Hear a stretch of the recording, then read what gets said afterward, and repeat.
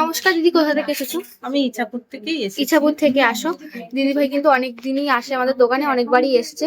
দেখিয়ে দিচ্ছি কি কি পারচেস করেছে। দেখো, একটা ব্রেসলেট রয়েছে এখানে পার্লের ওপর, 240 মিলি কিন্তু ওয়েট চলে যাচ্ছে। একটা পলার লকেট নিয়ে নিয়েছে, ক্রিস্টালের ওপর যাচ্ছে সেটটা, ফুলো মোটিভের মধ্যে যাচ্ছে। ওয়েট আছে মাত্র 100 মিলির মতন।